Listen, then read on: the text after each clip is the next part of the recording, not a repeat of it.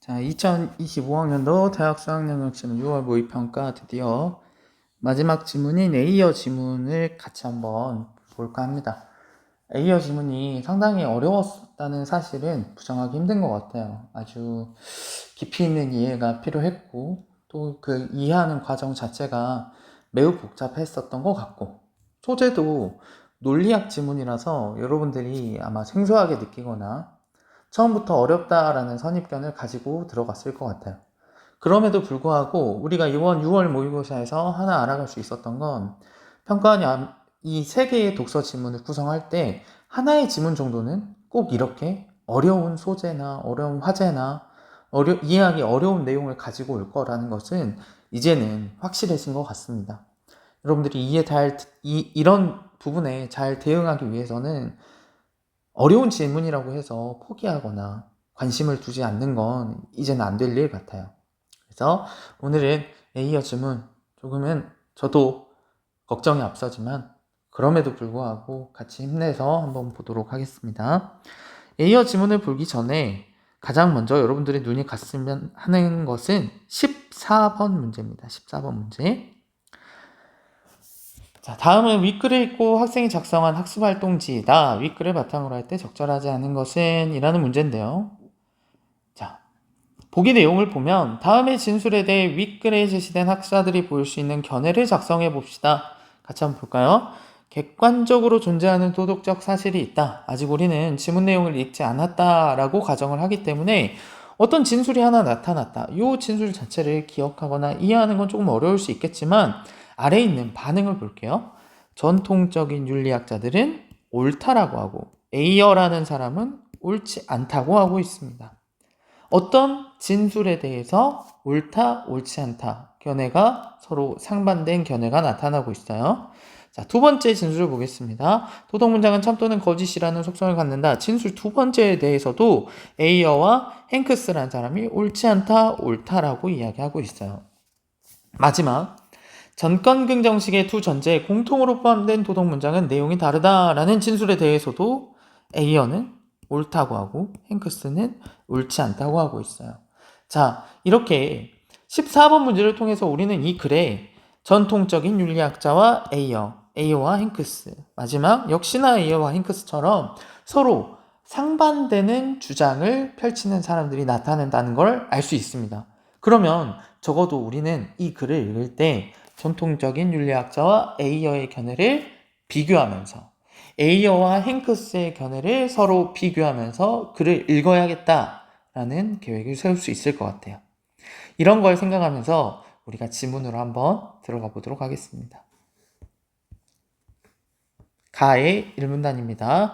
전통적인 윤리학의 주요 주제는 선, 올바른과 같은 도덕 용어에 대한 해명을 바탕으로 무엇이 옳고 그른지를 판정하는 객관적 근거를 찾는 것이다. 전통적인 윤리학이 무엇을 하려고 하냐면 무엇이 옳고 그른지를 판정하는 객관적 근거를 찾으려고 하고 있어요. 쭉 읽어보죠. 그러나 윤리학은 오랫동안 그에 대한 만족스러운 답을 내놓지 못했다. 즉 무엇을 찾지 못했다는 거죠? 객관적 근거를 찾지 못하는 상황입니다. 이러한 상황에서 A어는 도덕적으로 옳고 그름에 관한 문장인 도덕문장이 진리 적합성, 즉 참 또는 거짓일 수 있다는 성질을 갖지 않는다라는 주장을 펼쳤다고 합니다. 한번 이 지문을 1문단 내용을 어떻게 이해해야 하는지 잘 들어보세요. 자, 전통적인 윤리학은 객관적 근거를 찾으려고 하고 있어요. 그런데 그 답을 찾지 못했고 이러한 상황에서 A어는 도덕문장이 진리적 합성을 갖지 않는다고 주장합니다. 여기 뭐뭐는 갖지 않는다. 여기 빨간색으로 체크 한번 해볼까요?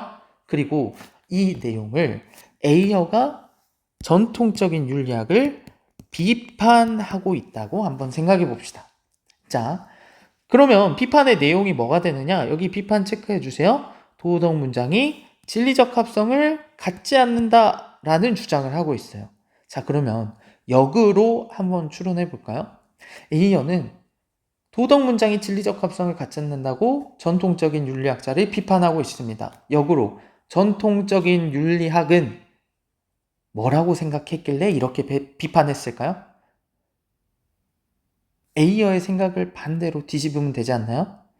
도덕 문장이 진리적 합성을 갖지 않는다라고 생각했다면 전통적인 윤리학자들은 도덕 문장이 진리 적합성을 갖는다고 생각했을 겁니다.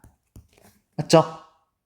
자, 그러면 조금만 더 자세히 들어가 볼게요. 지금 A어는 도덕 문장을 어떻게 정의했냐면 도덕적으로 옳고 그름에 관한 문장이라고 했는데 전통적인 윤리학자들은 옳고 그른지를 판정하는 객관적 근거를 찾는다고 했어요.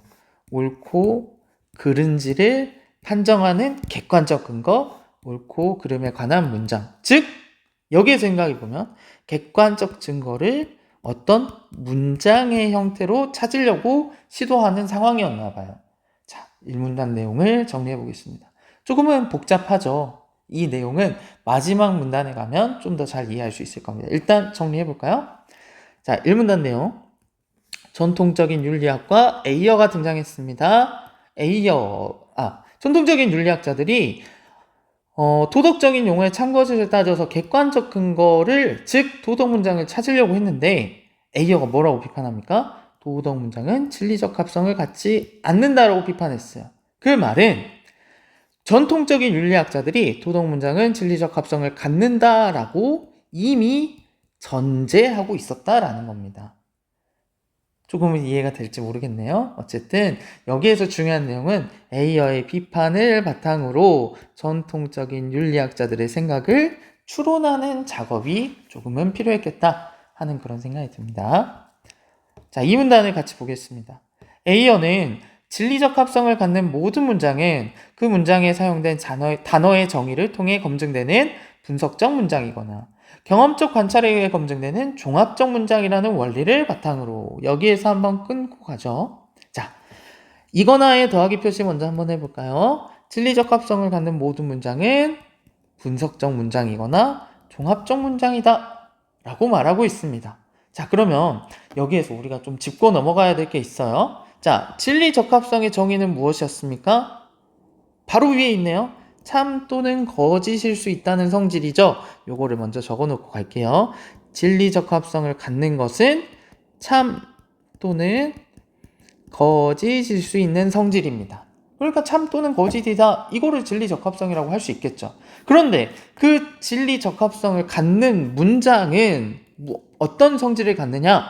분석적 문장도 뭔가를 검증하는 문장이고요. 종합적 문장도 무언가를 검증하는 문장입니다. 즉, 진리적 합성을 갖는 모든 문장은 어떤 문장이 되냐면 참 또는 거짓을 검증하는, 검증 가능한 문장이 되는 겁니다. 어때요? 앞으로 여러분들 이 강의가 끝날 때까지 진리적 합성을 갖는다라는, 진리적 합성을 갖는 문장이라고 하면 이렇게 이해해 주셔야 됩니다. 참 또는 거짓을 검증하는, 검증 가능한 문장이다. 이렇게 이해를 하면서, 자, 이걸 바탕으로라고 했어요. 그러니까 이 앞에 거는 약간 배경 원리나 설명을, 비판을 위한 조건이라고 생각해 주시면 되겠습니다. 자, 그러면 진짜 비판 나옵니다. 도덕 문장은 진리적 합성이 없다고 주장했다. 위의 문장과 똑같죠? 위에 보세요. 여기 부분. 도덕 문장은 진리적 합성을 갖지 않는다 라는 말이 반복적으로 등장했어요. 자, 그럼 비판입니다. 비판이 나왔다는 건 비판하는 무엇을 들어야 되죠? 비판하는 근거를 들어야 하고요. 근거를 들어서 비판을 해서 상대의 주장을 완전히 깨부셨다면 그때는 새로운 주장을 내놓을 수도 있어야 됩니다. 그 구조, 우리 수업 시간 때 여러 번 반복했죠. 비판하는 근거, 새로운 주장이 나타날 것이다. 요 흐름에 맞춰서 한번 읽어가 보도록 하겠습니다. 자, 우선이라고 했으니까 무지성으로 1번 해주시면서 비판 다음에 나타났기 때문에 근거라고 볼 수 있지 않을까요? 첫 번째 근거입니다. 그는 도덕 문장은 분석적이지 않다는 기존의 논의를 수용했다. 여러분들, 기존의 논의를 수용했다라고 했습니다. 전에 우리 수업 시간에 했던 연방주의자 지문 생각나시나요? 연방주의자들이 자유주의자들의 의견, 주장을 비판하기 위해서 그들의 주장에 자유주의자의 주장을 부분 인정했던 거 기억하실 거예요. 그러면 여기서 기존의 논의를 수용했다라는 것도 우리는 기존의 논의는 에이어 이전의 기존의 논의는 누가 했을까요? 전통적인 윤리학자가 했다고 볼 수 있는 겁니다. 그래서 그들의 의견을 부분 인정하면서 첫 번째 근거를 가져온 거예요. 이해되시나요? 그래서 이 기존의 논의를 수용했다라는 말은 이런 말이 됩니다. 전통적인 윤리학과 에이어의 공통점이 될 수 있구나. 둘 다 공통적으로 무슨 말을 합니까? 도덕 문장은 분석적이지 않다. 즉, 진리 적합성이 없다라고 이야기하고 있어요. 이건 분명히 공통점입니다. 뒤에 설명 더 읽어볼게요. 선은 A다라는 도덕 문장이 분석적이려면 수로인 A가 주어인 선이라는 개념 속에 내포되어 있어야 한다. 이런 조건을 만족시켜줘야 하는데, 하지만 선은 속성이나 내용을 더 이상 분석할 수 없는 단순 개념이다. 즉, 조건을 만족한다, 안 한다? 이 말은 조건을 만족하지 못한다. 그렇게 이해하면 좋겠어요? 단순 개념이므로 해당 문장은 분석적이지 않다. 즉, 무슨 말? 해당 문장은 진리 적합성을 갖는 문장이 아닌 겁니다. 즉, 참 거짓이 검증되는 문장이 아니라는 거죠. 이해되시나요? 자, 그 다음, 그렇다고 해서 선은 A다라는 도덕 문장이 경험적 관찰로 검증될 수 있는 것도 아니다. 여러분들, 경험적 관찰로 검증되지 않는다. 위에 볼까요? 경험적 관찰에 의해 검증되는 종합적 문장이다 라는 말이 있죠. 즉, 여기 있는 말, 경험적 관찰로 검증되지 않는다라는 말은 도덕 문장은 종합적이지도 않다라는 말로 이해해 주셔야 됩니다. 자, 그렇다면 이 부분은 무엇이 될 수 있는 거겠어요? 이 부분은 바로 에이어와 전통적인 윤리학자 간의 차이점이 될 수 있겠죠. 그렇죠? 왜냐하면 앞에 전통적인 윤리학자들은 분석적이지 않다는 것을 동의했었습니다. 맞나요? 그런데 이번에는 전통적인 윤리학자들은 아마 종합적이라고 생각했을 것이다. 하지만 에이어는 그 주장을 정면으로 비판하고 있다. 이렇게 생각하면 될 것 같아요. 자, 그럼 정리해 봅시다. 도덕 문장은 분석적이지도 않고 종합적이지도 않습니다. 그러면 진리 적합성을 갖지 않는다고 생각을 해줘야겠죠? 이 문단 내용 정리해 볼까요? 자, 먼저 식이 하나 나왔었고요. 이 식을 바탕으로 설명해 나갑니다. 비판합니다. 도덕 문장은 진리적 합성이 없다. 즉, 참이나 거짓을 검증 불가능합니다. 근거는 뭐였어요? 분석적이지도 않고 종합적이지도 않은 문장이니까 도덕 문장은 진리적 합성이 없다라고 이야기하고 있는 거예요. 이 문단까지 내용 정리 잘 됐을 거라고 봅니다. 여기서 이런 생각 한번 해볼까요? 도덕 문장은 분석적이지도 않고 종합적이지도 않습니다. 그러면 X 찾았으니까 뭘 찾아야 돼? 도대체 어디에 동그라미가 찍히는지 고민을 한번 해보면 좋겠어요. 이해하시죠? 3문단 갑니다. 3문단, 드디어 비판 다 했으니까 새로운 주장 나타납니다. 도덕 문장은 다양한 감정이나 태도를 표현하고 타인의 감정을 불러일으키는 정서적 의미를 갖는다. 정리합시다. 분석적 X, 종합적 X, 정서적 동그라미. 이제 쭉 이어가기만 하면 되겠죠. 이 지문도 기본적으로는 인문 지문입니다. 같은 의미를 가지지만 다르게 표현된 것들끼리 쭉 연결해 나가 주셔야 돼요. 정서적 의미를 갖는다고 에이어는 주장했다. 자, 그는 많은 사람들이 도덕 문장의 진리적 합성을 갖는다고 오해하는 것은 여기에서 한번 끊고요. 자, 봅시다. 많은 사람들이 오해합니다. 이런 걸 제가 뭐라 그랬죠? 통념이라고 했습니다. 자신의 새로운 주장을 내놨었죠. 정서적 의미를 갖는다라는 이 새로운 주장을 뒷받침하기 위해 사람들의 통념을 비판할 작정인가 봐요. 통념은 제가 저번에 이 질문도 했던 것 같아요. 통념은 비판해야 되고요. 마땅히 비판해야겠죠. 잘못 알고 있는 거니까. 비판하고 나면 꼭 뭘 해야 됩니까? 다시 새롭게 정의해 주셔야 돼요. 알겠죠? 통념, 비판, 재정의의 구조가 나타날 겁니다. 이쯤에서 한번 생각해 볼까요? 제가 수업 시간 때 항상 강조하는 게 뭐죠? 어떤 글이 나와도 항상 똑같은 방법으로 읽을 수 있어야 한다. 그 틀을, 자기만의 틀을 만들어야 한다라고 이야기하지 않았습니까? 저는 이 영상을 통해서, 이 수업을 통해서 여러분들한테 제가 그동안 여러분들에게 수업 시간 때 보여줬던 비판, 근거, 새로운 주장, 통념, 비판, 재정의 같은 우리가 원래 해왔던 것들이 6월 모의고사에서도, 평가원 모의고사에서도 가치가 있었으니까 수능 때도 가치가 있었을 것이다 라고 설명하고 싶어요. 이 내용 전개 방식 잘 한번 따라가 봅시다. 많은 사람들이 도덕문장의 진리적 합성을 갖는다고 오해하는 것은 비판합니다. 도덕용어의 두 가지 용법을 구분하지 못해서라고 주장한다. 두 가지 용법을 구분을 잘 하면 오해한다, 안 한다? 오해하지 않는다는 겁니다. 우리도 구분을 잘 한번 해봐야겠죠. 그래야 우리도 도덕문장의 정의를 정확하게 이해할 수 있지 않을까요? 따라가 볼까요? 그에 따르면 도덕용어는 감정을 표현하는 표현적 용법으로도 세계에 관한 어떤 사실을 기술하는 기술적 용법으로도 여기 보세요. 구분된다 라고 했어요. 그러면 이 둘을 구분하는 기준은 뭡니까? 표현적 용법은 표현합니다. 무엇을요? 감정을 표현하고, 기술적 용법은 감정을 표현하는 게 아니라 사실을 기술해요. 이 표현과 기술의 대상에 따라서 서로 구분됩니다. 그 뒤에 예시가 나와요. 예시 한번 볼게요. 이 예시를 통해서 우리가 달성하고자 하는 건 표현적 용법과 기술적 용법을 정확하게 구분하는 겁니다. 도둑질은 나쁘다가 도둑질이 사회적으로 배척된다는 사실을 기술하는 문장이라면, 여러분들 사실을 기술하니까 무슨 용법? 기술적 용법입니다. 이 문장은 도덕적으로 옳고 그름에 관한 것이 아니다. X표시. 따라서 이 문장은 도덕 문장이 아니고 경험적으로 검증이 가능하다. 자, 기술적 용법은 도덕적 문장이 아닙니다. 맞죠? 경험적 검증이 가능합니다. 도덕 문장은 이 문단의 내용과 한번 이어가 볼까요? 도덕 문장은 분석적이지도 않고 종합적이지도 않고, 그래서 도덕 문장은 여기에 하나 더 추가해야겠죠? 뭣도 아니다? 기술적 용법도 아니다 라는 말을 같이 덧붙여 주셔야 됩니다. 그렇죠? 반대로 그 문장이 도둑질에 대한 화자의 감정을 표현한 문장이라면 먼저 여기 뭐뭐라면 체크해 줄까요? 아까 여기도 체크했어야 될 것 같은데, 뭐뭐라면 상황이 제시됐습니다. 이 안에 제시된 상황은 감정을 표현한 표현적 용법이 제시됐어요.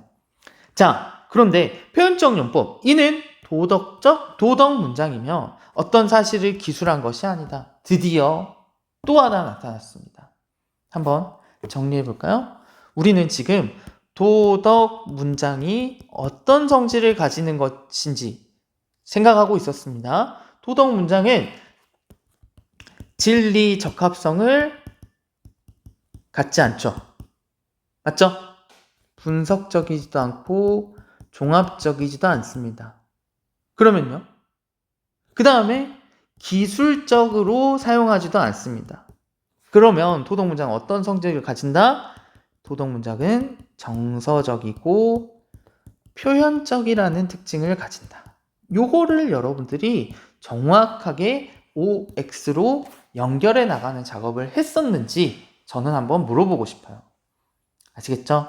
무엇이 중요한지 확인하셔야 됩니다. 자, 그 다음 A어는 도둑질은 나쁘다 같은 도덕 문장을 진술하는 것은 감정을 담은 어조로 네가 도둑질을 하다니 라고 말하는 것과 다름없기 때문이다 라고 설명하고 있습니다. 도둑질은 나쁘다와 네가 도둑질을 하다니, 여기 사이에 같다 표시 한번 해볼까요? 네. 자, 그래서요. 그의 주장대로라면, 자, 지금까지 실컷 했죠. 뭐였어요? 통념을 비판 실컷 했습니다. 그의 주장대로라면 도덕 문장은 여기 부분을 뭐라고 봐줘야 되는 거예요? 재정의라고 봐줘야 됩니다.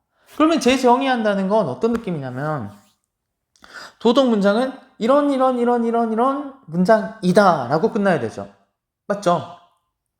정의라고 하는 건 항상 긍정 평서형을 좀 우리가 선호하지 않나요? 무엇이다, 무엇이라고 한다, 이런 것이 정의잖아요. 그런데 읽어보니까 도덕 문장은 감정을 표현하는 도덕 주체로부터 독립적으로 존재하는 무언가를 기술할 수 없다라고 되어 있습니다. 이 말 우리 한번 뒤집어 볼까요? 어떻게 뒤집어 볼까요? 기술할 수 있다라는 말로 한번 바꿔볼게요. 가볼까요? 도덕 문장은 감정을 표현하는 도덕 주체로부터 독립적으로가 아니라 어떻게? 독립적으로의 반대말 뭐라고 해야 될까요? 의존적으로. 만약 독립적으로라는 말을 객관적으로라고 볼 수 있다면 여기는 역시나 주관적으로라는 말로도 바꿀 수 있을 것 같아요. 그죠? 자, 의존적으로 존재하는 무언가를 기술할 수밖에 없다라고 돼 있죠. 기술의 반대말 뭡니까? 이 부분을 기술할 수 있다라는 말로 바꾸면 안 되겠죠. 기술의 반대말은 표현할 수 있다. 요렇게 바꿔주셔야 됩니다. 그러면 다시 한번 읽어볼까요? 전체를. 도덕 문장은 감정을 표현하는 도덕 주체부터 의존적, 주관적으로 존재하는 무언가를 표현할 수 있다. 즉, 도덕 문장은 표현적이다. 또 정서적이다. 라는 말이 됩니다. 조금 이해되시나요? 아주 이걸 이해했다면 정말 훌륭한 학생일 것 같아요. 뒷부분 보죠. 이는 전통적인 윤리학자들의 기본 가정을 부정하는 급진적 주장이지만 윤리학의 새로운 사고를 열어준 선구적인 면도 있다. 의 체크 일단 먼저 해주시고요. 의는 의인데 보겠습니다. 여기에서 전통적인 윤리학자들의 기본 가정을 부정했다라고 이야기를 하거든요. 이들의 기본 가정이 뭐였어요? 기본 가정을 이야기하기 전에 윤리학자들의 주장을 봅시다.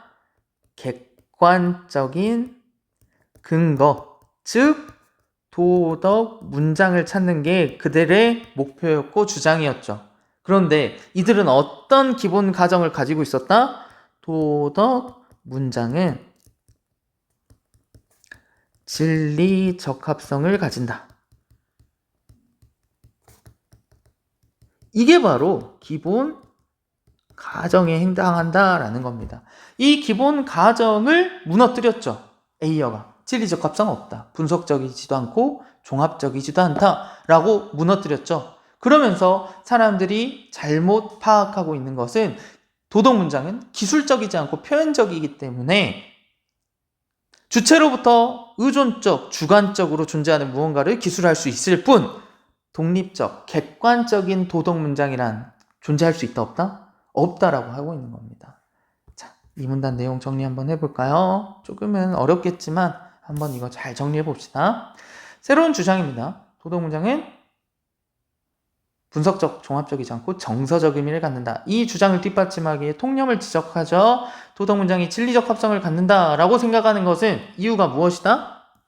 진리적 합성을 갖는다라는 이유는 도덕 문장 용어의 두 가지 용법을 구분하지 않았기 때문이다. 잘 구분하면 헷갈리지 않는다. 여러분들이 헷갈리는 건 뭐냐면 기술적 용법으로 사용하면 도덕적 문장이 아닌데 사람들은 기술적 용법으로 사용했을 때 도덕 문장이라고 오해한다는 거예요. 그래서 오해를 바로 잡아주죠. 도덕 용어를 표현적 용법으로 나타냈을 때만 도덕 문장이 될 수 있다라고 이야기를 하는 겁니다. 즉, 새로운 주장 볼까요? 여기 잘 보세요. 도덕 문장은 주체로부터 독립적이지 않습니다. 분석적, 종합적, 기술적이지도 않아요. 그래서 검증이 불가능합니다. 결론적으로 객관적 근거로서의 도덕 문장은 찾을 수 있다 없다? 없다라고 전통적인 윤리학자들의 견해를 완전히 정면으로 부셔내고 있어요. 그러면 이 말을 한번 뒤집어 보자 이거죠. 독립적이라고 했습니다. 그러면 도덕 문장은 주체에 의존하고 종속할 수밖에 없다. 분석적, 종합적, 기술적이지 않다고 했습니다. 그러면 도덕 문장은 표현적이다. 그래서 도덕 문장은 주관적 근거일 수밖에 없다라는 결론이 나타나는 거죠. 이 말이 무슨 말이죠? 또 도덕 문장은 주관적인 문장일 수밖에 없는데 왜 객관적인 근거를 찾아 헤매느냐? 이 멍청한 놈들아. 이런 식의 비판이 이루어지고 있다는 겁니다. 잘 정리해 보시고요. 다음 나 질문 가겠습니다. 자, 논리학에서 제기되는 의문이 윤리학의 특정 견해에 대한 비판이 되기도 한다. 자, 우리 방금 가 지문에서 전통적인 윤리학자들을 A어가 신랄하게 비판했었죠. 맞아요? 그러면 여기에 이 윤리학의 특정 견해는 이번엔 A어가 누군가에게 비판을 받을 겁니다. 그 누군가는 논리학자들일 거예요. 한번 그 내용 잘 살펴볼까요? 다음 논의는 이를 보여준다. P이면 Q이다, P이다. 따라서 Q이다. 인 논증을 전권 긍정식이라고 한다. 요거 용어에 익숙해지셔야 됩니다. 제가 오늘 이 강의에서 한 100번 정도 이야기할 거예요. P이면 Q이다, P이다, P이면 Q이다, P이다, 따라서 Q이다, P이면 Q이다, P이다, 따라서 Q이다. 요거 익숙해져야 됩니다. 인 논증을 전권 긍정식이라고 한다. 전권 긍정식은 P이면 Q이다와 P이다라는 두 전제가 이 앞에 있는 두 가지가 얘도 전제, 얘도 전제구나. 얘는 결론이구나. 이 두 전제가 참이면 모두 참이면 결론 Q이다는 반드시 참이라는 뜻에서 타당하다. 여러분들 반드시 체크. 원칙입니다. 전권 긍정식은 원칙적으로 참이라서 타당합니다. 얘들아 원칙이 나오면 뭘 생각해야 돼? 예외를 생각해야겠죠. 맞아요? 그럼 예외는 어떤 경우가 될 수 있어요? 두 전제가 참이더라도 결론 Q가 참이 아닐 수도 있는 게 예외가 됩니다. 이 부분이 제가 지문을 이해하는 데 있어서 가장 중요한 포인트 하나가 아니었나 생각합니다. 꼭 기억해 놓으세요. 전권 긍정식에서 두 전제의 참은 결론의 참을 반드시 보장해 줍니다. 그래서 타당했어요. 그게 원칙이었습니다. 예외가 언젠가 나올 거예요. 자, 다음. 그런데 예외 나올 느낌이죠. 어떤 문장이 단독으로 진술되는 경우 체크해 봅시다. 뭐뭐 하는 경우 꺽쇠 모양 체크하세요. 자, 경우에는 감정이나 태도를 표현할 수 있지만 그 문장이 조건문인 P이면 Q이다의 부분으로 포함되는 경우 여기 체크해 주세요. 그 문장이 P이면 Q이다의 부분으로 포함되는 경우에는 그렇지 않다. 자, 두 가지 경우가 질서했어요. 어떤 문장이 단독으로 혹은 부분으로 P이면 Q이다의 부분으로 포함되는 경우죠. 그런데 이 두 상황을 지금 당장 이해하지는 못해도 괜찮습니다만 이 부분은 확실하게 이해해 주셔야 돼요. 감정이나 태도를 표현할 수 있다. 어떤 문장이 감정이나 태도를 표현한다. A어의 관점에 따르면 이 문장은 뭐가 될 수 있는 거예요? 감정이나 태도를 표현하는 도덕 문장이 되는 겁니다. 이거 꼭 적어주세요. A어의 관점에서 도덕 문장일 수 있지만 어느 경우에요? 단독으로 진술되는 경우는 도덕 문장이지만 P이면 Q이다의 부분으로 표현되는 경우, P이면 Q이다의 부분으로 포함되는 경우에는 그렇지 않다. 즉 뭐가 아니다?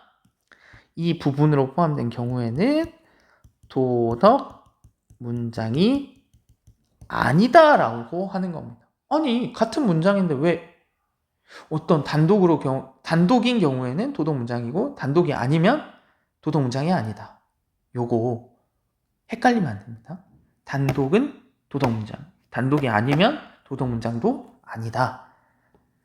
예시 한번 볼까요? 예시를 보면서 따라가 봅시다.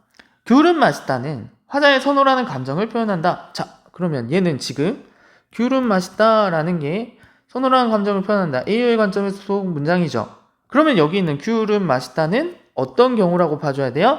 P이다 두 번째 전제. 요 말은 아무래도 단독으로 사용된 경우입니다. 맞죠? 단독으로 사용된 경우에는 도덕 문장이었다. 하지만 그 문장이 귤은 맛있다면 귤은 비싸다처럼 조건문의 일부가 되면 뭐라고요?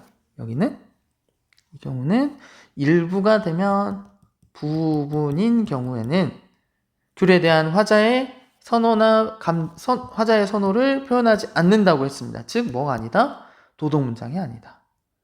이 말을 이렇게 이제는 할게요. 조건문의 일부다라고 하지 않고 이렇게 말하겠습니다. 정리를 한번 해볼까요? 여기까지 내용 정리를 한번 해봅시다. 전권 긍정식입니다. P이면 Q이다. P이다 따라서 Q이다. 전제 결론이죠. 원칙적으로 보다 두 전제가 참이면 P이면 Q이다가 참이고 P이다가 참이면 결론은 반드시 참이다. Q이다가 참입니다. 근데 이 원칙이 있기 때문에 우리는 항상 뭘 더 고려해줘야 된다? 예외를 고려해줘야 된다라는 거 생각하면서요. 자, 상황 첫 번째입니다. P다의 P인 경우. 이게 무슨 뜻이야? 귤은 맛있다인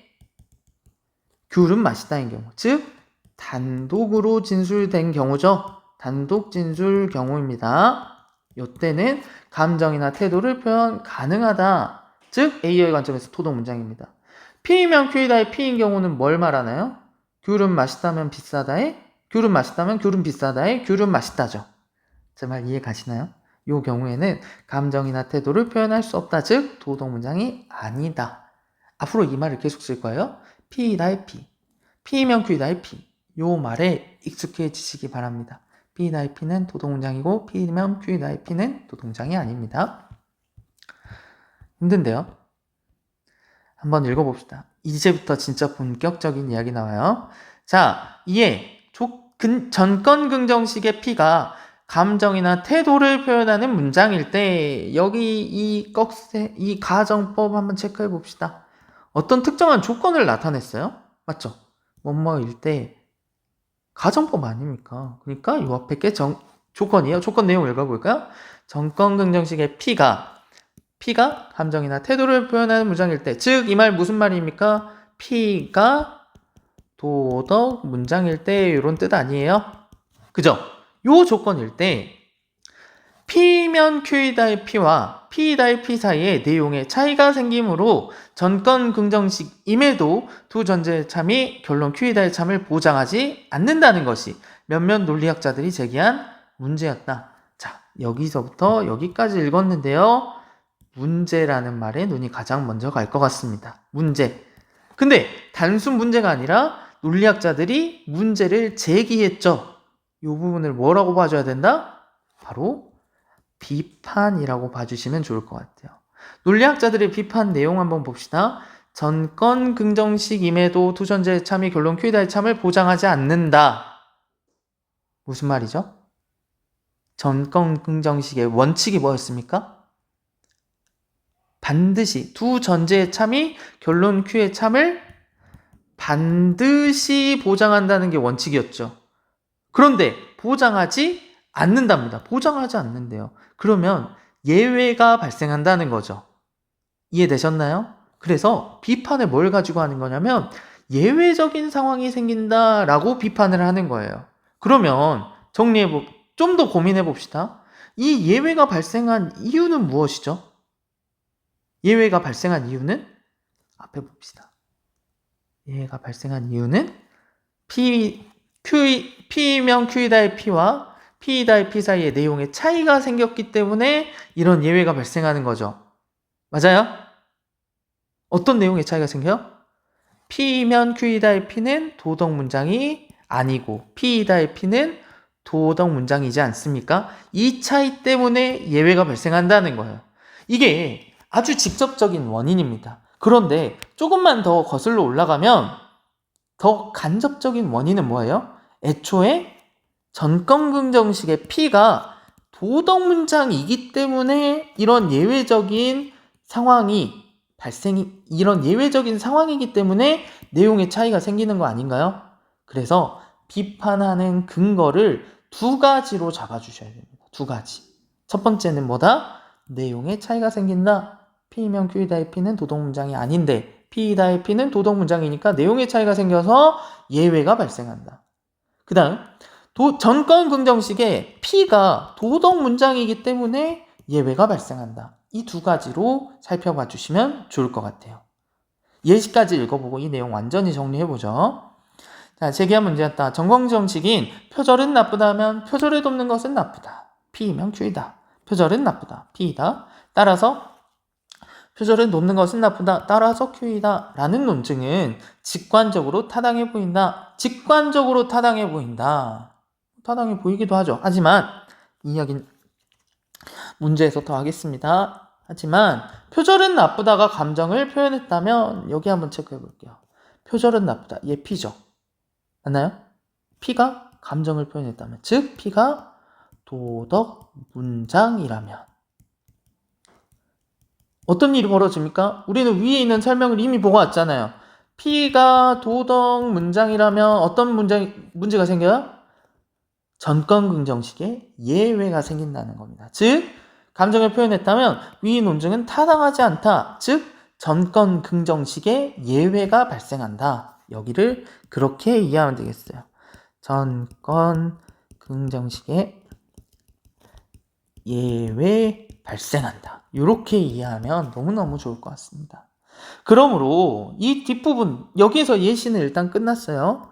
여기서 일단 예시는 끝났습니다. P가 도덕 문장이면 예외가 발생한다. 그 이유는 P이면 Q이다의 P와 P이다의 P가 서로 다르기 때문에. 그러므로 A어의 윤리학의 견해를 고수하려면 이 부분이 조금 이해하기 어렵거든요.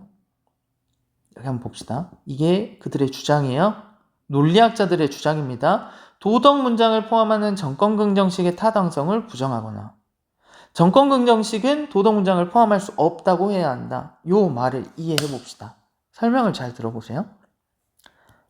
전권 긍정식은 반드시 참을 보장하는 타당한 친구죠.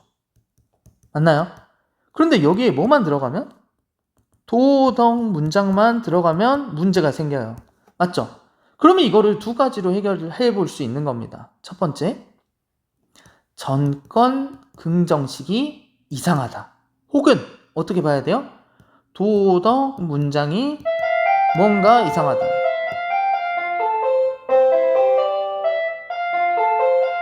끝난 거 아닙니다. 계속 할 거예요. 이 둘 중에 무언가 하나가 타당하지 않다라고 해야만 다른 한쪽이 타당해지는 뭔가 가불기스러운 상황이 나타나는 겁니다. 정리해보죠. 깔끔하게. P가 A어의 관점에서 도덕 문장일 때 전권 긍정식임에도 두전제의 참이 결론의 참을 보장하지 않는다. 예외 발생하죠. 맞아요? 이 예외는 왜 발생한다고요? P이다의 P와 P이면 Q이다의 P가 이 친구는 도덕 문장이지만 이 친구는 도덕 문장이 아니기 때문에 발생하는 거죠. 맞아요? 그래서 새로운 주장을 내놨습니다. 어려운 말이 막 써져 있는데 이 핑크색 꼭 써주세요. 이걸로 정리합니다. A어의 도덕 문장이 타당하다면 전권 긍정식의 타당성이 없는 거죠. 그다음 전권 긍정식이 정말 타당하다면 반드시 참을 보장한다면 A어의 도덕 문장에 타당성이 없다. 여기에 뭔가 잘못된 게 있다라고 봐야 된다라는 겁니다. 그러면 이렇게 논리학자들이 주장을 했어요. A어는 어떻게 말을 해야 될까요? 이 입장에선 자기가 도덕 문장은 감정과 태도를 표현한다고 했으니까 A어는 분명히 이 위에 있는 주장을 내세워야 할 겁니다. 맞나요? 그런데 전권 긍정식은 무적의 방법이 없어요. 지금까지. 항상 타당하다라는 아주 중요한 논리학의 틀이었습니다. 근데 그걸 부정할 수는 없는 거죠. 그러니까 어떤 딜레마의 상황에 좀 빠지게 되는 겁니다. 이때 행크스가 다음과 같이 논의를 전개를 합니다. 너무너무 힘든데요. 행크스의 논의는 그럼 어떤 식이 돼야 될까요? 이 쟁점에 대해서래요. 쟁점이 뭐였어요? 도덕 문장이 타당하냐? 전권 긍정식이 타당하냐? 요 상황이죠. 이 쟁점에 대해서 논의를 진행을 했대요. 그러면은 행크스는 둘 중에 하나를 선택한다 라는 느낌이 조금 들지 않나요? 맞죠? 그런 생각을 하면서 읽어봅시다.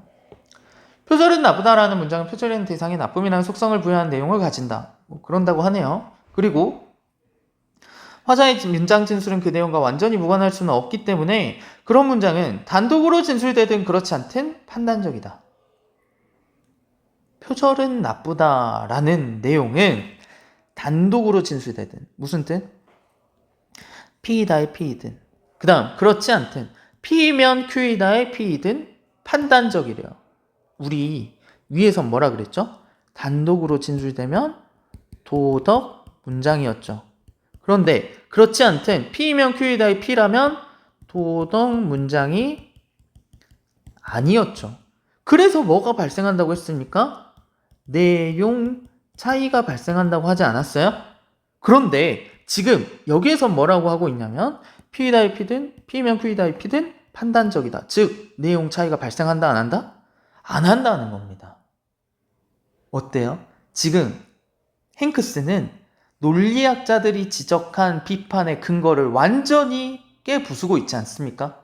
내용 차이가 발생해서 예외가 발생한다는 게 논리학자들의 비판이었는데 내용 차이가 발생하지 않는다. 즉 비판을 완전히 무효화하고 있지 않나요? 봅시다. 문제의 원인이었던 차이가 발생하지 않는다. 차이를 없앤다는 건 무슨 뜻이다? 도덕 문장이어도 정권 긍정식이 타당할 수 있다라고 말을 한다라는 겁니다. 이 부분을 여러분들이 이렇게 읽었나요? 이게 아주 중요한 부분이었던 것 같아요. 나 지문을 이해할 때 첫 번째 중요한 지점, 반드시를 원칙으로 파악하고 예외적인 상황이 문제가 될 수 있었겠다라고 생각한 게 첫 번째. 두 번째, 그 예외가 내용 차이 때문에 발생했기 때문에 판단적이다. 이거든 저거든 판단적이다. 즉 내용 차이가 발생하지 않는다고 받아들이는 게 두 번째로 중요한 포인트였던 것 같아요. 계속 읽어볼까요? 도덕 문장을 비롯한 모든 판단적 문장은 참 또는 거짓일 수 있다. 여기 제가 파란색 체크해놨네요. 요거 수식과 관련된 걸로 봐줘야 된다는 거 아닙니까? 그렇게 한번 볼까요? 도덕 문장을 비롯한 모든 판단적 문장이래요. 그러면 벤 다이어그램 보세요. 판단적 문장 안에 뭐가 포함될 수 있다? 도덕 문장 포함될 수 있다는 개념이죠. 이런 부분 집합 개념이 인문 지문에서 정말 자주 나타납니다. 저희도 수업 시간에 한번 이 벤 다이어그램 그려봤던 것 같은데요. 그래서요, 한번 보겠습니다. 판단적 문장은 참 또는 거짓일 수 있대요. 그러면 판단적 문장 안에 도덕 문장이 포함되어 있기 때문에 도덕 문장도 참 또는 거짓일 수 있는 거 아닌가요? 그런데 이 부분은 에이어와 힌크스의 차이점을 보여줍니다. 에이어는 도덕 문장이 진리적 합성을 갖지 않는다고 했죠. 진리 적합성이 뭐였는데요? 참 또는 거짓일 수 있는 성질 아닙니까? 그러니까 에이어는 도덕 문장은 참 또는 거짓일 수 없다라고 말하고 행크스는 판단적 문장, 도덕 문장을 포함하는 판단적 문장이 참 또는 거짓일 수 있다고 하니까 여기에서 차이점 하나 짚고 넘어갔어야 했습니다. 이 차이점을 뭘 통해 보여줬다? 수학적 개념을 통해 보여주고 있다. 그 다음 부분요. 조건문에 포함된 문장도 판단적이라는 점에서 단독적으로 진술될 때와 내용의 차이가 없다. 단독으로 진술될 때 P이다의 P나 P이면 Q이다의 P나 둘 다 판단적이라 차이가 없다. 즉, 이 말은 뭐가 발생하지 않는다? 예외가 발생하지 않는다. 그러므로 도덕 문장을 포함하는 정권경 정식은 타당해 보일 뿐만 아니라 실제로도 타당하다. 이 말을 그러면 우리는 이렇게 생각해야 될 것 같아요. 도덕 문장도 타당하고 도덕 문장도 이 정권경 정식에 들어가도 타당해. 그러니까 도덕 문장도 타당하고 정권경 정식도 타당하니까 이제 그만 싸워 하는 느낌 아니에요? 그러니까 행크스는 에이어의 주장을 지지하는 게 아니라 양쪽의 견해를 절충하고 있다고 봐주시면 좋을 것 같습니다. 여기 한번 적어볼까요? 두 주장을 절충한다라고 생각한다면 아마 가장 베스트가 아닐까 그렇게 생각해 봅니다. 여기까지의 내용 한번 정리해 볼까요? 쟁점에 대한 행크스의 논의입니다. 쟁점은 어떤 식으로 이루어졌었나요? 도덕 문장이 타당하다 혹은 전권 긍정식이 타당하다 요 둘 중에 하나를 골라야 하는 양자택일의 상황처럼 보였지만 행크스의 논의를 보세요. P이다의 P와 P이면 Q이다의 P가 둘 다 판단적이어서 내용의 차이가 없었죠. 그래서 즉 P가 반박이 아니죠. 여기를 바꿔 써줍시다. 여기를 절충이라고 써줍시다. 자, P가 A의 관점에서도 도덕 문장일 때에도 정권증정식의 두 전제의 참이 결론의 참을 보장한다. 즉 원칙이 유지된다. 다른 말로 예외가 발생하지 않는다고 이야기를 지금 하고 있는 겁니다. 그러니까 도덕 문장도 타당하고 전권긍정식도 타당하다. 양측의 의견을 절충해서 새로운 주장을 내놓은 거예요. 어때요? 좀 이해가 되십니까? 지금은 큰 그림이 그려지지 않았기 때문에 아직은 잘 모를 수 있지만 끝까지 읽어보고 나 내용을 한 흐름에서 짚어보죠. 일단 끝까지 봅시다. 그렇다면 P이면 Q이다에 포함된 P이다가 단독으로 진술된 경우 P이다의 P와 다른 점은 무엇인가? 가령 귤은 맛있다는 귤은 맛있다면 귤은 비슷하다라는 조건문에 포함되는 경우 P이면 Q이다의 P인 경우 화자가 대상의 속성을 부여하는 행위를 하는 것은 아니기에 그것의 판단적 본질을 발현은 안 된다. 그러나 이 맥락에서 조건문에 포함된 귤은 맛있다는 판단적 본질은 잃지 않는다. 여기 빠르게 정리하겠습니다. P이다의 P다, P이면 Q이다의 P나 판단적 본질 자체는 둘 다 가지고 있는데 P이다의 P에는 발현이 되어 있고 여기는 발현만 안 돼 있을 뿐이다. 그래서 즉 내용 차이가 없다라고 본다. 자, 이 글 전체 다 읽었어요. 역시나 안 보고 한번 정리해 볼까요? 안 보고.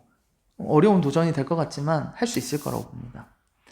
전통적인 윤리학자들은 무엇 하려고 했죠? 무엇 하려고 했죠? 참과 거짓, 옳고 그름에 관한 객관적 근거를 찾으려고 했습니다.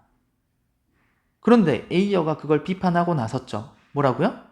너희가 생각하는 객관적 근거인 도덕 문장은 진리 적합성을 갖지 않아 라고 비판했습니다. 진리 적합성이 뭐였는데요? 참 또는 거짓일 수 있는 성질이죠. 또 종이치네요. 참 또는 거짓일 수 있는 성질을 도덕 문장이 갖지 않는다고 말을 하면서 논의를 이어갑니다. 비판하는 근거는 뭐였어요? 진리적 합성을 갖는 문장은 비판적이거나 종합적이어야 하는데 도덕 문장은 비판적이다? 아니라고 했죠.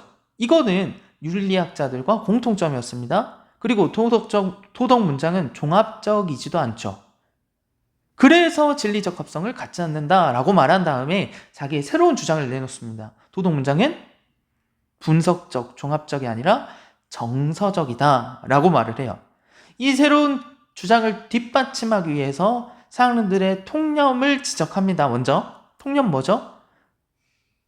두 가지 용법을 정확히 구분하지 못한다. 사람들은 기술적 용법과 표현적 용법을 구분하지 못한다.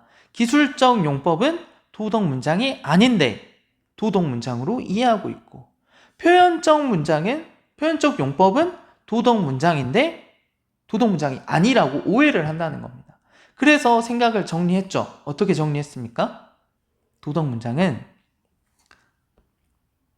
컨닝 좀 할게요. 도덕 문장은 주체, 도덕 주체의 감정이나 태도에서 독립적이거나 객관적일 수 있다 없다? 없다. 도덕 문장은 주관적이고 의존적인 개념이다. 누구한테? 도덕 주체에게. 그리고 도덕 문장은 분석적, 종합적, 기술적이지 않아요. 도덕 문장은 정서적이고 표현적입니다. 그래서 객관적인 근거는 존재할 수 있다 없다? 없다. 언제나 도덕 문장은 주관적인 성질을 가질 수밖에 없다 라고 이야기합니다. 그래서 에이어는 너네는 객관적 근거라는 게 애초에 존재하지도 않는데 왜 그걸 찾으려고 하느냐? 너네는 잘못됐다. 비판을 했어요. 근데 그 비판을 듣고 몇몇 논리학자들이 도덕 문장의 정의를 가지고 문제를 제기했습니다. 정권긍정식 이야기 나오죠? 그죠? 정권긍정식에서 P가 도덕 문장일 때 P이면 Q이다의 P와 P이다의 P가 내용의 차이가 발생해서 정권긍정식이 반드시 참을 보장하지 않는 예외적인 상황이 생긴다고 했죠. 그래서 논리학자들이 가불기를 걸었습니다. 도덕 문장이 틀리든지 정권긍정식이 틀리든지 둘 중에 하나여야 한다. 이렇게 이야기를 하니까 행크스가 이 쟁점에 대해서 논의를 했죠. 뭐라고요? 실은 P이면 Q이다의 P나 P이다의 P나 내용의 차이가 없다. 왜? 둘 다 판단적이기 때문에. 그래서 도덕 문장도 문제가 없고 정권긍정식도 문제가 없는 거야 라고 이야기했어요. 맞나요? 여기까지 흐름이 잘 이해되시나요? 이 내용을 바탕으로 문제만 풀고 빠르게 풀고 마치도록 하겠습니다. 자, 도덕 용어를 기술적 용법으로 사용한 문장은 검증이 가능하다. 기술적 용법은 아까 종합적 문장이라고 했었죠. 그래서 종합적 문장은 역시나 검증이 가능합니다. 2번 표현적 문법을 활용한 도덕 문장은 자신의 감정을 표현하는 문장과 동일한 의미를 표현한다. 요거 생각나셔야 됩니다. 도둑질은 나쁘다는 뭐랑 똑같다? 네가 도둑질을 하다니! 랑 똑같은 문장이었어요. 3번 주어와 수로의 의미관계를 통해 어떤 문장을 검증할 수 있다면 그 문장은 분석적 문장이다. 자, 분석적 문장의 정의 저기 앞에 이 문단, 가히 이 문단 가면 되지 않을까요? 4번 도덕용어의 용법은 도덕용어가 기술하는 사실의 종류에 따라 기술적 용법과 표현적 용법을 구분할 수 있다. 자, 뭐 물어보나요? 기준 물어보죠. 맞죠? 이 구분하는 기준 뭐였어요? 무엇을 기술하는지, 무엇을 표현하는지가 중요했지 않습니까? 그래서 여기에는 대상에 들어가죠. 대상. 맞죠? 기술하는 사실의 종류라고 하면 요거는 그냥 기술적 용법의 정의일 뿐입니다. 그래서 사실이냐 감정 태도냐 요거에 따라서는 아닙니다. 5번 도덕 문장에 진리적 합성이 있다는 오해는 오해니까 가의 몇 문단? 가의 통념 쪽 가져야겠죠. 도덕 문장의 세계에 대한 어떤 사실을 기술한 것으로 해석한 데에 기인한다. 맞지 않나요? 네. 오해는 기술적 용법이 도덕 문장이라고 오해하는 거죠. 표현적 문장이 도덕 문장이 아니라고 오해하는 겁니다. 5번도 맞고요. 13번 보겠습니다. 귤은 맛있다면 귤은 비싸다에 포함된 귤은 맛있다. P이면 Q이다의 P는 판단적이지 않다. 맞나요? 판단적이죠. P이면 Q이다의 P나 P이다의 P나 둘 다 판단적이라고 하지 않았습니까? 표절은 나쁘다는 단독으로 진술되었을 때에만 참 또는 거짓일 수 있다. 맞나요? P이다의 P일 때만 참 또는 거짓일 수 있나요? 그렇지 않죠. 참 또는 거짓일 수 있다라는 말을 우리는 판단적이라고 봐야 됩니다. P이다의 P일 때만이 아니라 P이면 Q이다의 P일 때에도 판단적입니다. 귤은 맛있다는 조건문의 일부로 진술될 때에는 대상의 속성을 부여한 내용을 지니지 않는다. 대상의 속성을 부여하는 내용을 지닌다. 이 말도 판단적이라는 말과 똑같아요. 그러니까 P이면 Q이다의 P나 P이다의 P나 언제나 판단적이지 않습니까? 그러니까 틀렸어요. 4번 화자는 귤이 맛있음의 속성을 가진다는 내용과 완전히 무관한 채로 귤을 마시다를 진술할 수 없다. 이게 판단적 문장의 정의와 같았죠. 5번 표절은 나쁘다는 P는 도덕 문장은 화자가 표절에 나쁨을 부여하지 않는 맥락에서도 그것의 판단적 본질을 유지할 수 있죠. 판단적 본질은 유지할 수 있지만 뭐는 안 된다? 발현은 안 된다. 정답은 5번이었습니다. 여기 볼게요. 여기에서는 3번과 4번만 보겠습니다. 자, 도덕 문장은 참 또는 거짓이라는 속성을 갖는다. 이거 무슨 말이었죠? 진리 적합성을 갖는다라는 말 아니었어요? 맞죠? A어는 도덕 문장의 진리 적합성을 갖는다, 갖지 않는다? 갖지 않는다. 그래서 분석적이지도 않고 종합적이지도 않다라고 이야기했지 않습니까? 3번이 맞죠? 3번은 맞는 선지죠. 근데 4번 보세요. 옳다. 뭔지 모르겠어요. 도덕 문장은 전권긍정시의 전제로 사용되면 진리적 합성을 갖는다. 여러분들 A어가 방금은 진리적 합성이 없다고 말했죠. 여기에서는 진리적 합성을 갖는다고 이야기하죠. 3번 혹은 4번을 고르지 않았다면 이 글을 읽지 않았다는 게 됩니다. 왜요? 3번, 4번은 아예 서로 반대되는 내용이기 때문이에요. 만약 3, 4번 중에 답이 안 나왔다면 스스로를 정말 반성하셔야 됩니다. 3, 4번 진리 적합성만 가지고도 서로 모순되는 내용이었어요. 이해하셨죠? 그 다음에 하나만 좀 여러분들한테 과제처럼 드립니다. 에이어와 행크스. 이 도덕 문장은 내용이 다르다라고 했죠. 몇몇 논리학자의 견해도 여기에 같이 좀 한번 적어보세요. 여러분들 나름대로. 15번 보겠습니다. 기억을 이해한 내용으로 적절하지 않은 것은 기억이 뭐였나요?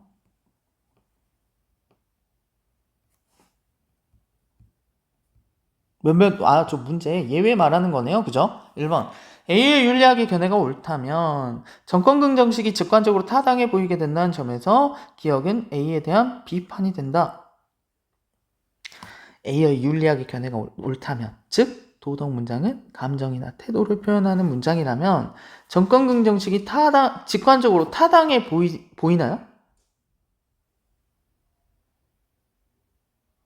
직관적으로는 타당해 보이지만 보세요. 직관적으로는 타당해 보이지만 P가 감정을 표현했다면 타당하지 않다라고 이야기했지 않나요? 그 앞에서. 이거는 여러분들이 좀 더 고민해 보십시오. 일단 쓸 건 쓰고 여기 있는 거 쓸 거 한번 써보시고 한번 좀 이해해 볼게요. 실은 기억은 A어에 대한 비판이 되려면 이 근거는 직관적으로 타당해 보이게 된다는 점에서 비판하는 게 아니라, 맞죠? P가 감정을 표현하면 Q이면 P이다의 P와 P이면 P이다의 P의 내용 차이가 난다라는 걸 근거로 들어야 돼요. 직관적으로 타당해 보이게 된다라는 건 근거의 성질을 갖지 않는다라고 보셔야 됩니다. 얘는 근거의 성질이 없고 내용의 차이를 근거로 들어서 했을 때만 비판의 대상이 된다. 이렇게 봐주셔야 될 것 같아요. 2번, 기억에 따르면 도덕문장을 포함하는 전건근정식이 타당하다면 도덕문장이 감정을 표현한다는 견해는 수용될 수 없다. 이거 제가 말했죠. 가불기라고. 전건근정식이 타당하면 도덕문장 A연의 견해는 타당하지 않다. 3번도 마찬가지예요. 전건긍정식이 타당하려면 두 전제에 나타난 모두 일치함에 기초한다. 내용의 차이가 나타나면 문제가 발생했죠. 예외가 발생했죠. 그렇죠? 두 문장의 내용이 일치해야만, P이면 Q이다의 P와 P이다의 P의 내용이 일치해야만, 차이가 없어야만 타당해집니다. 4번, 기억은 도덕문장이 아니라 개인적 선호를 나타내는 문장에 대해서도 제기될 수 있다. 여러분들, 개인적 선호를 나타내는 문장도 도덕 문장이라고 볼 수 있지 않나요? 그래서 이거는 조금 아쉬웠던 것 같아요. 이 선지 너무 쉬워서. 5번, 도덕 문장을 판단적이라고 보는 이론에 따르면, 행크스에 따르면 맞지 않나요?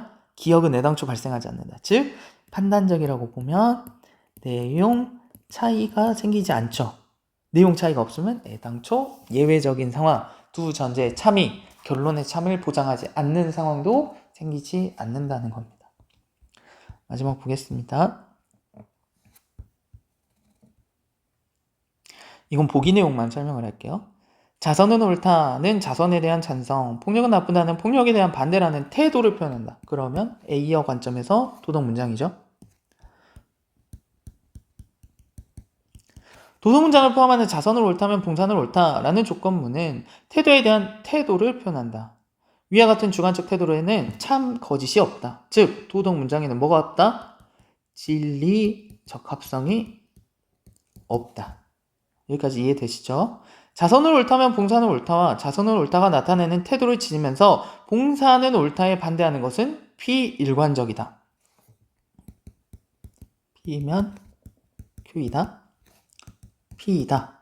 두 전제의 태도를 가지면서 봉사는 옳다에 반대하는 것은 비일관적이다. 비일관적이다. 자선은 옳다면 봉사는 옳다. 자선은 옳다. 따라서 봉사는 옳다. P면 Q이다, P이다, Q이다가 타당하다는 것은 이런 뜻이다. 이 타당하다는 것이라는 뜻을 이렇게 아래 적어보세요. 직관적으로 타당해 보이나 라는 말로 적고 뒤에 한번 가볼까요? 앞으로 가볼까요? 여기 보세요. 자, 표절은 나쁘다면 표절을 돕는 것은 나쁘다, 표절은 나쁘다, 따라서 표절을 돕는 것은 나쁘다라는 논증은 직관적으로 타당해 보인다. 맞죠? 그런데 논리학자들은 뭐라고 하고 있어요? 그것이 감정이나 태도를 표현했다면 논증은 타당하지 않다. 그러니까 뒤에 있었던 문제의 보기 내용은 여기까지인 거예요. 여기까지 부분만 이야기를 하는 겁니다. 이해하셨어요? 그럼에도 불구하고 논리학자들은 직관적으로 타당해 보이지만 감정을 표현했다면 뭐가 발생하니까? 내용의 차이가 발생하니까 타당하지 않다고 주장하고 있는 거예요. 그래서 다시 한번 문제 보면서 이야기하면요. 지금 보기에 제시된 이 상황은 직관적으로 타당해 보인다라는 이야기까지, 즉 일관성이 있어 보이지만 감정과 태도를 나타내는 도덕문장 P가 전건긍정식에 포함되어 있다면 타당하지 않다라는 논리학자들의 비판 내용은 그 뒤에도 이어질 수 있다고 생각해 주셔야 돼요. 그리고 보기 볼까요? 선택지 볼까요? 도덕문장이 태도나 감정을 표현한다는 주장은 도덕문장을 포함하는 조건문이 태도에 대한 태도를 표현한다는 보기의 주장과 상충하는군. 이게 서로 상충하나요? 도덕문장이 태도나 감정을 표현할 수 있다. 도덕 문장을 표현하는 조건문이 태도에 대한 태도를 표현한다. 아무 문제도 없는 거 아닌가요? 상충하지 않습니다. 뭐 더 이상 어떻게 설명할 방법이 없어요. 다음, 논증의 타당성이 전제와 결론의 참에 의해 규정된다는 주장은 전권 긍정식 파적 식에 대한 설명입니다. 타당성을 논증에 나타나는 태도 사이의 관계에 의해 규정할 수 있다는 주장과 상충하는 거 맞죠? 그죠? 태도 사이의 관계에 의해 규정한다면 타당해 보인다고 생각할 거지만 무엇이 타당해요?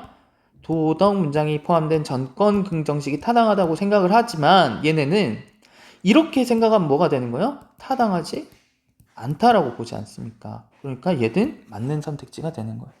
다음, 무엇이 윤리적으로 옳고 그른지에 대한 객관적 기준을 세워야 한다는 주장은 객관적 기준을 세워야 한다는 주장, 누구의 주장? 전통적인 윤리학자들의 주장이죠. 도덕 문장은 찬성과 반대라는 주관적 태도를 나타낸다는 보기의 주장과 상충하는 곳. 상충하나요? 맞죠. 주관적, 객관적 서로 상충합니다. 4번. 귤을 마시다가 귤에 대한 화자를 선호를 표현한다는 주장은 표현적 용법이죠. 즉, 이 친구는 도덕 문장이 됩니다. 자선을 옳다가 화자에 대한 찬성을 표현한다는 보기의 주장과 상충하지 않는군. 선호나 찬성은 둘 다 도덕 문장일 수 있다. 상충하지 않습니다. 5번.